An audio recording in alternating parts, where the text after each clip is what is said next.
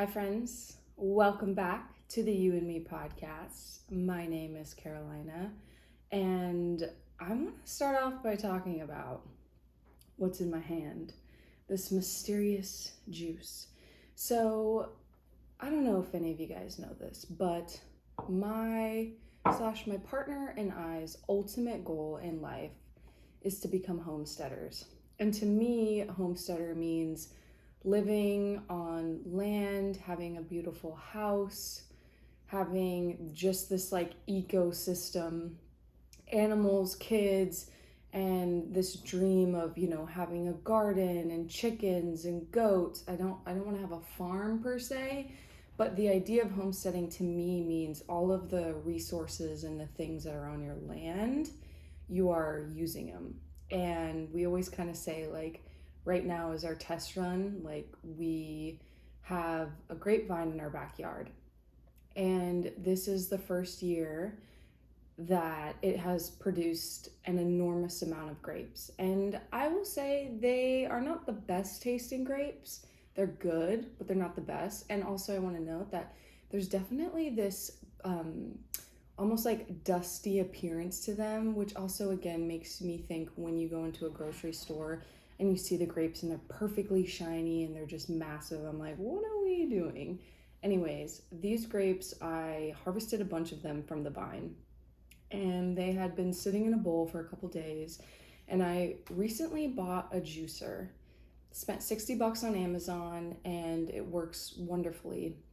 And I decided to juice the grapes. I removed them from the stem, but in a very sloppy way, so there's still a lot of stem from them. And the juice that it produced has to be the best grape juice I've ever had in my life. It has a sweetness to it. It has a slight like stringiness to it. And even my partner yesterday, when he tried it, he was like, "You didn't put any sugar in this?" And I'm like, "This is 100% grape." I'm actually really excited to experiment and try making vinegar for salads and dressing. I'm also going to try to make a fermented beverage with it. And funny enough, when I was cooking dinner, I had pickles. I made like burger bowls, and I put pickles in the dish.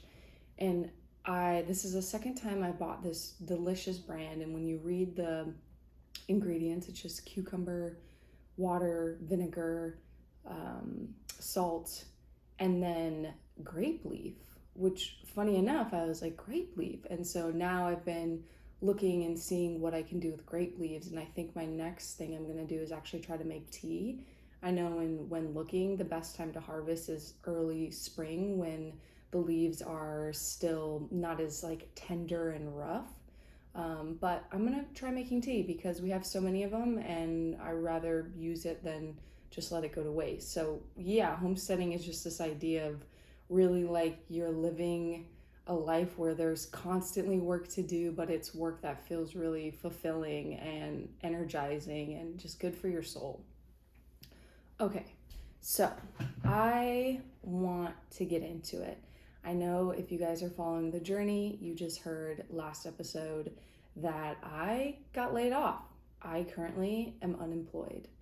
And I am really excited about this episode because if you are currently in a space of unknown, of fear, not having financial stability,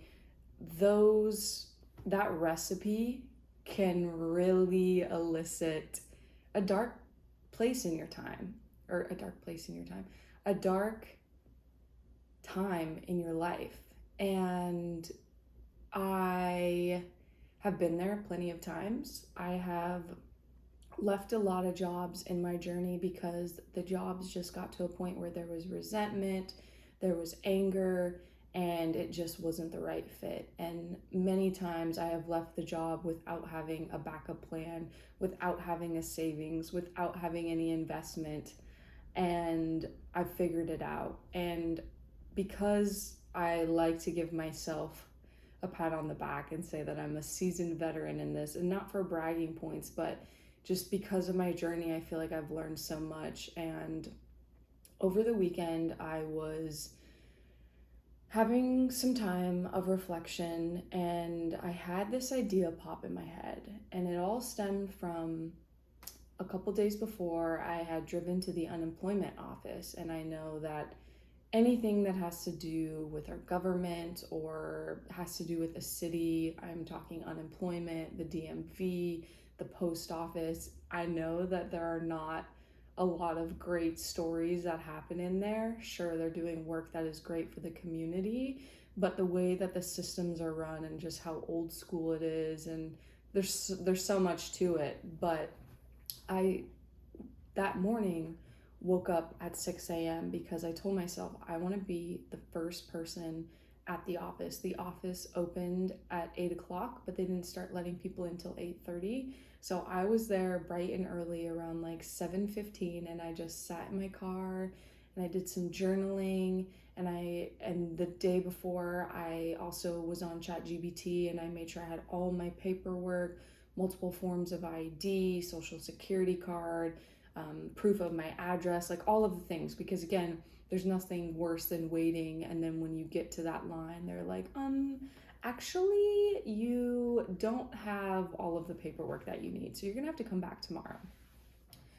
But as I was waking up at 6 a.m., for gosh, I don't know how many years now, part of my morning practice that has just been a non negotiable is waking up and going outside and meditating. I have a mat that I'll take outside and I'll just sit in my front yard. And it is one of the first things I do to calm my mind and to start the day. And even my partner knows, like, if I don't have that time to myself, I'm not a nice person. Because for me, it's an act of doing something for myself before I can show up for anybody else. And while I was sitting there at 6 a.m., and through this weekend, had this epiphany that I love the early mornings. Now, I'm not going to sugarcoat it. Of course, there's some mornings where waking up even before the sun is rising can be incredibly difficult. And I know that I'm also a proponent of making sure that you get enough sleep is one of the most restorative, cognitive, beneficial things you can do to your whole entire body. But I had this epiphany of lately I've been feeling lackluster. I've been feeling kind of down and out. I've been feeling like I'm just going through the motions. And I think one of my biggest superpowers is discipline. I think it comes from the fact that I was raised by a military dad. In the military, it's very much so operated from discipline. And I've always had the ability to, once I have this idea, I will do whatever it needs to take to get it done if I'm passionate about it. And so I had this idea of what if I recreated a morning routine / structure that will allow me to be the best human possible, that'll ensure me to be ready for a job when it shows up. So let's break it down. I want to start off with, I had a good friend of mine back in the day say this saying, and he would say, "You ain't gotta get ready if you stay ready."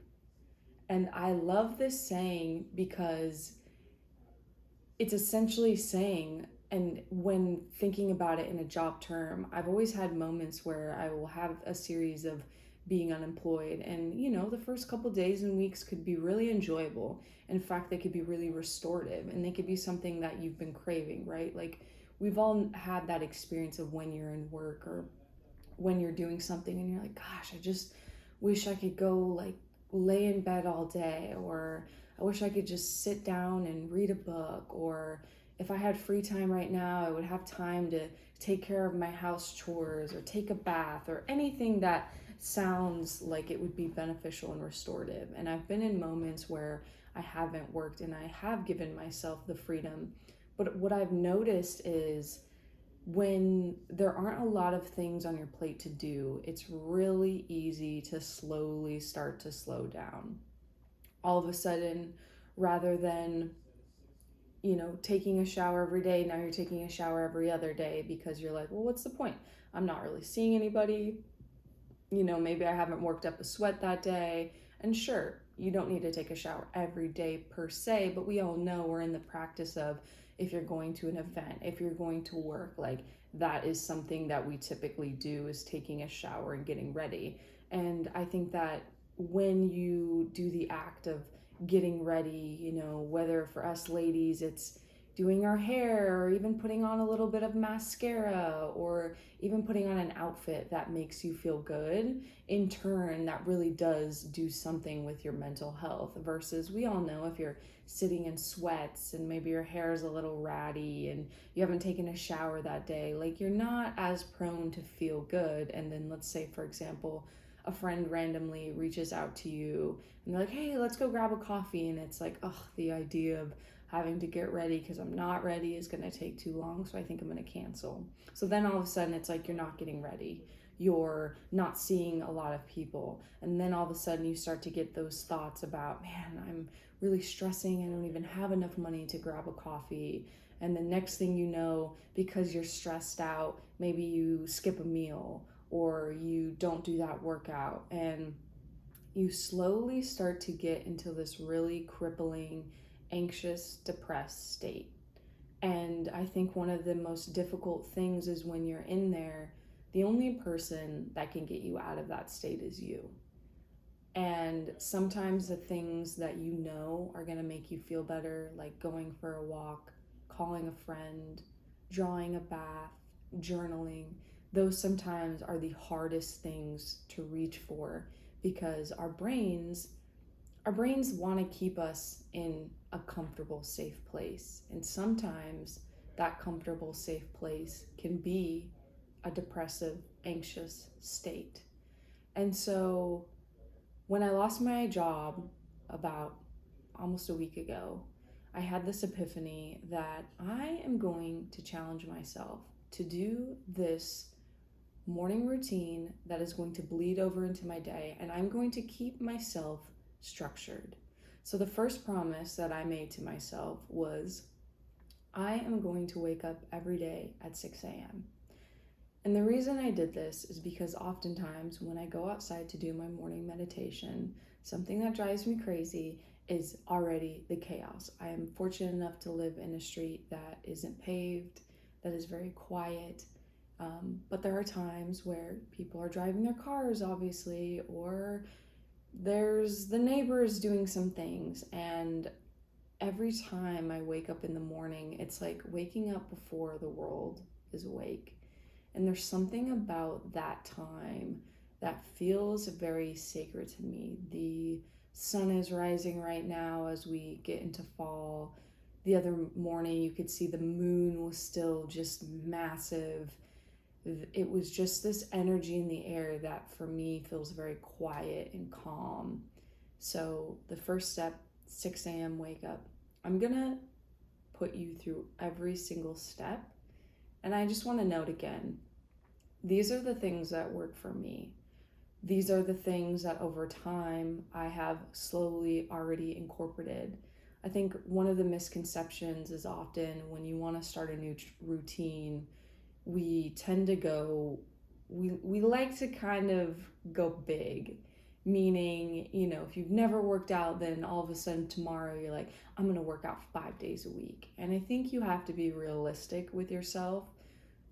If you've never worked out, maybe set the goal of, I'm going to work out twice in a week, or even just once in a week. Because it goes to say, like, it's those small habits that can turn into big habits. So I wake up at 6. The first thing I always do is I go into the bathroom, I brush my teeth, I hit my tongue scraper, I floss. Now, here's the thing. I don't know, I personally like to floss before I brush, but that's me. And then obviously, I take a pee. If you're not peeing when you first wake up, you're probably dehydrated. So, well, there's a hummingbird outside. Also, I just swallowed something. Oh, this grape juice. Okay.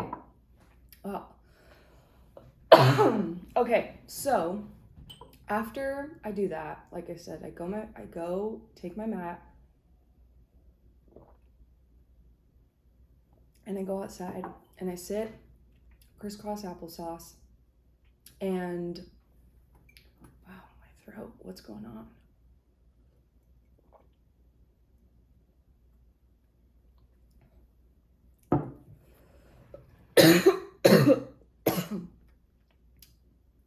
And we're still recording. Okay, so I know it's so weird, like when you're talking, there's something about coughing that we feel like we need to cover up. Like, have you been in that situation where you have a cough and you try to hold it in and then like your eyes start watering? Not here, we keep it real. Okay, one thing I want to note with meditation is I know that, again, this falls under, for a lot of people, this category of woo-woo. And I think instead of even saying meditation, we can say mindfulness. We can start off by saying something as simple as just sitting. It's the act of essentially all these thoughts are going to pop into your head. For me, it's often, what am I going to do today? Or how am I feeling? Or rewinding a past conversation I just had that might have been heated or emotional or whatever it is. And I think the practice of meditation is not the meditation itself, right? What it is essentially it's you're training yourself that when life throws a curveball at you, when life throws something new or challenging or difficult or uncomfortable, because it will, how do you react? And so many of us instantly will react to something. And the whole idea of mindfulness is taking that pause and thinking about, and maybe not even thinking, because I know you can tend to overthink, but I think it's just taking that pause. And also the idea of mindfulness is the act of being present, the act of fully being there, visually, mentally, feeling it. So for me, the practice has been a way to calm down my anxiety. I used to be somebody that, because of just the way that I was raised, would very much so wake up and be like, okay, today I need to do da da da da da. And often these thoughts would become overwhelming because there would be so many things that I need to do and I wouldn't know exactly how to order them, and I would just get stuck. And so the reason I'm saying this is when you are meditating, don't get frustrated. It's not going to be easy. Not every day is going to be the same, but it's just the act of doing it. Part of my new morning routine as well, or I shouldn't say new, but like updated, is I'm not putting a time limit on everything, because right now I do have the freedom to not have to necessarily show up at a certain place. I'm honestly just kind of giving myself the freedom of, like, there are some mornings in the past when I was working and there something flew in my throat. Sorry.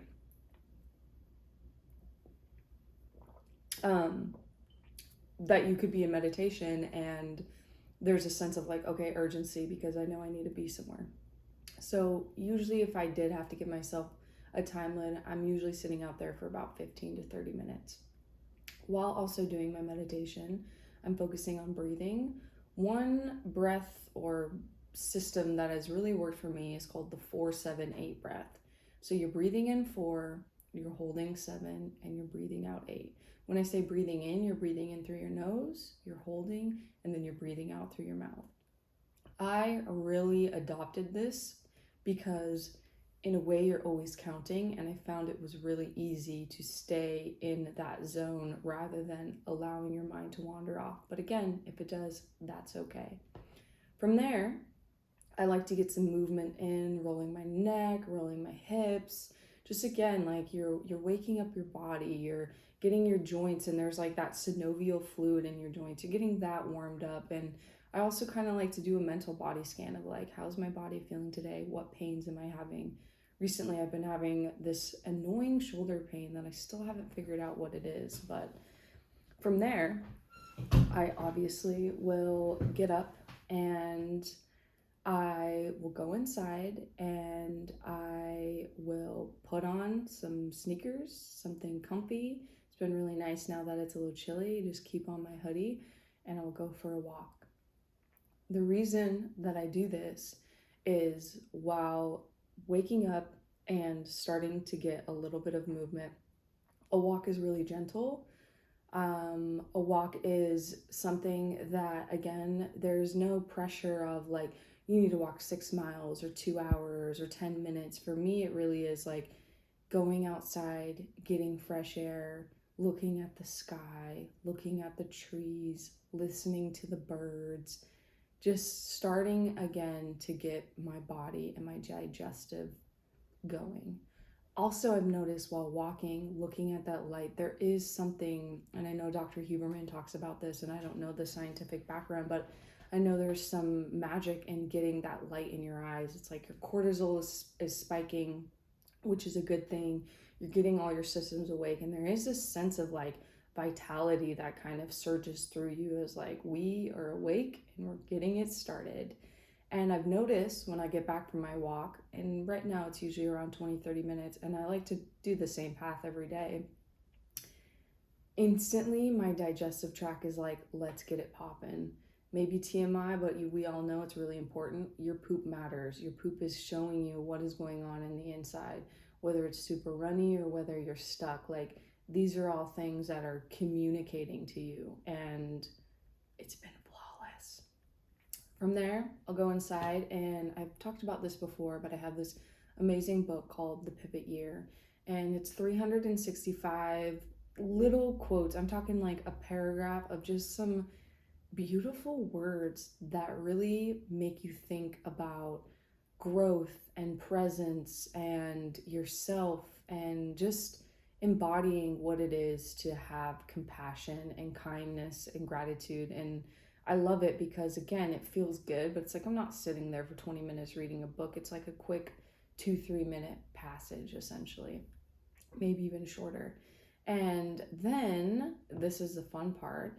After I do that, it's usually been about an hour and a half, and I'm like, okay, it's what everyone goes for in the morning. It's coffee time. I know that there has been studies that if waking up and immediately drinking your coffee, essentially you are setting yourself up to have the crash. And the reason is because coffee blocks adenosine.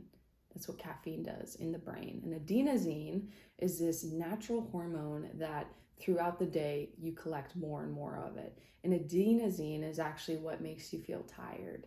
And so if you allow a little bit of that to build an hour and a half or so, 2 hours after you wake up, and then have coffee, you won't have such a big crash, because essentially once that caffeine starts to wear off, all this built up adenosine will be there. So I have my coffee, and the next thing I want to talk about has been a change, is I will try to have, or I will intentionally have something to eat. I have been really big on being that type of person that just loves waking up, grabbing a coffee, getting the day started. And personally, I know that that will allow me to skip a meal and allow me to feel like I'm this Energizer bunny. But in turn, I eventually crash and I become really grumpy and irritable, and I can feel my blood sugar dropping. And it is not conducive, because we all know when that happens, you now are entering an anxious place again. And that's really what I'm trying to avoid, is coming from a place where we avoid the anxiety. So I will have something small, whether it's oatmeal, it's an egg, it's some nuts, it's a protein bar. It's, again, we're flowing. There's not a strict thing, but it's getting something in. And then from there, after I can sit and digest, and that is usually the time too where I'll look at my phone, look at any messages, I will look at some emails or check my Aura app, whatever it is, I give myself that little bit of downtime to look at my phone. And after it's been around 30-40 minutes of just quiet, chill time, that is when I will go and do a workout. And now this is, again, the update of my routine. When I say workout, we all know that if you are working out hard every single day, lifting weights, plyometrics, high intensity, which these are all the ways and movements that I really do love because of the rush that I get. But again, we know that isn't sustainable, and that isn't necessarily healthy to put yourself through such rigorous movement every day. So the correct word is what I'm saying is there's a time slot for movement, meaning it could be something gentle like stretching. It could be something a little bit slower, like a little bit of Pilates. I've got bands, I have balls, I have a little ring. Or it could be something more intense with the dumbbells or step up bench. But essentially, it's just time mapped out in my day that is dedicated to my body. And I like having this in here because it again is like once you have that time block, there is no excuse of like, oh, I'll just work out tomorrow or I'll work out later. It's like the time is now. We put on our music and we listen to our body and we get some type of movement in. After my movement, I then go on to take a shower. The reason I obviously like to do this is staying in your workout clothes that are sweaty or damp. Personally, not a fan of it. Could lead to some problems with your urinary tract. I'm talking to you women. And so getting the shower to me just feels really refreshing. Now, I want to know that my next goal or upgrade in this routine and thing I'm like hoping to manifest soon is a cold plunge. Personally, cold water for me, it gives me, when I get out of it, it feels as if I've been dunked in holy water. All of those little aches and pains in my body dissipate, and the mental clarity that I get is somewhat addicting to myself. Now, I know that I've heard people say, like, not a fan of cold water, not for me. Again, I get it. At first, it can be a little bit jarring, but just like working out, it is difficult. It is uncomfortable. There's going to be days you don't want to do it. I think it's recognizing that the way that you feel after, and if you can chase that, it makes it a little bit easier. Also, I want to note with movement is we live in a world that's saturated with gyms and Pilates, and there's always something trending, and we always feel like we need to have the nicest, coolest outfits or fresh sneakers or an Aura ring or a watch and I just want to say, like, the joy of movement is coming back to the fact that you don't need any of that. You need some space and you need to do what feels good to you. For some, movement might be going for a run, going for a hike, doing some handstand practices, jump roping, hopscotch. Like, it's just about finding movement that you enjoy. I've talked about this before, but I've been really getting into playing tennis. It's something that's fun and it's social and the outfits are cool and everything about it I'm a fan of. So find the movement that works for you, not what people are telling you to do. After I take my shower, this is also a thing for me, is the act of getting dressed. And I've been really trying to not just get back in some like comfy big shirt PJs, because again, I'm trying to show my brain like, hey, we're getting ready for the day to be out in the world, to be ready for something spontaneous to happen, it's again that practice of like this routine. I know when I do get a job, it's not going to be jarring going back into a job because I know that I've already done these things and they're making me feel good so I can continue them, if that makes sense. So after I take a shower, we get ready. And I've never been a big makeup person. I obviously have really nice skin, and I think that has to do with hydration, has to do with a little bit of genetics, and I think it has to do with what you're putting on the inside of your body. And so I like a little mascara. Sometimes I'll try a little wing eyeliner, maybe try a little freckle or a little lippy. And I think it's always fun to get ready, to have something to do. Like, I think that's part of maybe capitalism selling us skincare, but I quite enjoy. So after I get ready, then it's time to start tackling the day. So I've given myself list. Okay, I don't know if you're like me, but I don't think that there is a better trick out there for me other than making a list. List making feels so good. Rather than all these things spinning in your head, you write it down on a piece of paper. And I love with my list, I will write goals or to do, and sometimes I will make multiple lists a day, whether it's something as far as like, okay, wake up, meditate, pay this bill, there's something so great about it. And I know that when you go back to your list and you cross it off, the little bit of dopamine, that little bit of feel good just reinforces it. And so I would like to have a list of my day. Like, what are the things I want to do? And for me, my brain doesn't necessarily work in such organization and structure. Actually, it does. What am I trying to say? I think that list for me just really help me. It keeps me on track. It makes me feel good. It gets all of the things out of my mind. And then it's always great to reference to that list throughout the day. Because whether you're checking things off or being like, oh yeah, that's right, I said I was going to follow up with this person, or I said I was going to do this. So yeah, that is my morning routine. I do want to mention, like, after the shower and getting ready, then it is usually, right now I'm giving myself a time block for jobs. So right now I'm basically doing around 2 to 3 hours a day that is dedicated to a job, looking at jobs, applying for jobs, trying to follow up in jobs that I have already applied, whether it's trying to grab a coffee with somebody, it's updating your LinkedIn, it's something that is just related to a job.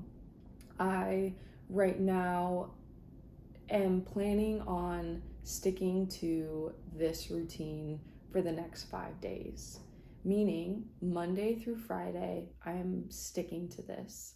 And what I also want to mention in this routine, because I don't want to forget this, is right now, like, the morning is so structured, right? And then once we finish that getting ready, then it's like, okay, what needs to get done that day? Part of the routine that I don't want to forget to talk about is, as adults, we are so easily on the to-dos and we forget some of the most important things, and that is having fun, playing, and seeing some friends.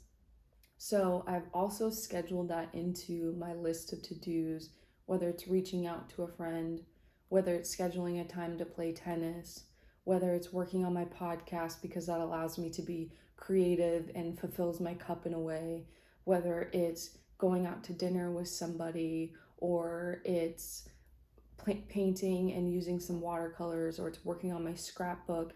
I think that part of what has really helped me is throughout this journey and having free time is really when you can ask yourself, like, what do I want to do?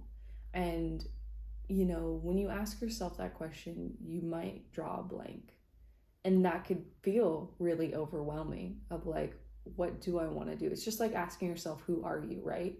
It's a very complex question. And the reason I like to ask myself, what do I want to do today, is it reminds me that you have the freedom, somewhat, to construct the day that is beneficial for you. And part of having a fulfilled day for myself is learning something, being creative, having great conversations. And so in my structured day, I want to make sure that I'm giving myself time to flow, to rest, to do the things that I enjoy. And so I've noticed that if I tackle the things that maybe are a little bit harder, for example, like this morning, our dryer's broken. So right now, all of the laundry needs to go outside to dry. But now again, because we're in fall, sometimes I need to pull that in so it doesn't get rained on at night. So this morning was like making sure all that laundry was getting back outside. And like, I know that if I wait and say I'll just do that later, then by the time 3 or 5 o'clock hits, I have zero interest in that. And then it just becomes really difficult to motivate myself. So doing those tasks that are maybe a little more challenging, whether it's like admin or emails or focusing on a job search, like doing those early on in the day, and then allowing yourself near the end of the day to maybe work on a watercolor or grab a snack with a friend. Like, I think those are more enjoyable and you can like look forward to those. So that's my morning routine. That's what I'm sticking to. The reason I said 5 days is because once the weekend hits, I like to give myself freedom. It's not like all of those things go out of the window, right? Like, I'm still going to go on my morning walk and meditate. And I'm still going, but I think I'm a little looser with like, yeah, maybe I won't take a shower right away because maybe we're meeting up with friends later at 2, so I might take a shower, at noon. But I like to give myself the weekends more time to not get stuck, because as somebody that becomes very disciplined and somebody that can easily stick to it, I think if I sometimes I can become too obsessive about it, right? And then when your weekend hits and somebody's like, "Hey, let's go to the river today," or "Hey, like let's meet up and do this or that," or even my partner's like, "Let's go to a dive bar and have breakfast." Like, you need to still give yourself the ability to be flexible and spontaneous, because if you're too much in your routine, you're going to start to feel resentful. You're going to start to feel like a robot. You're going to slowly start to eliminate the social part of your life, and that will cause you to be isolated and lonely. And believe me, I've been there and I've done that. And so the weekend is a time to flow, to play, to have fun. If you stay up late and go to a party, cool, like allow. And then the goal is that I'm going to stick to this routine for the next 2 weeks. And in these next 2 weeks, I hope that there are some job interviews that come my way, there are some leads that come my way, and I hope to really get the ball rolling with finding work, obviously, ASAP. And in the finding the work, there's also has been a lot of journaling for myself as to, who am I? What are the things that I really want from a new job? And really being honest with myself and trying to find the right fit rather than just like continuing that same pattern. And if in the 2 weeks nothing seems to happen, my backup plan is to do Lyft driving. And because I'm trying to eliminate myself from getting into a point where, oh shit, I can't pay my bills. I obviously, as you've heard, have a car now, and I'm taking the steps to do that. Actually, today I'm going to go and get the car inspected, and that's the last thing I need to do. So I'm ready and I'm signed up and I did all the paperwork to do it. I don't want to do that, but it's what you have to do sometimes. So I hope you guys took some notes. I hope you guys enjoyed this. I, again, just want to say this is what I'm doing and what's working for me. And I'm excited in my next episode to talk about maybe some revelations or the things I'm noticing. I've been taking a lot of notes. I am currently on day 2 of it, and it has been amazing. So with that, my friends, I hope you have a wonderful day. I hope that this I hope this episode touched you in some way. And as always, thank you so much for tuning in. And until next time, peace.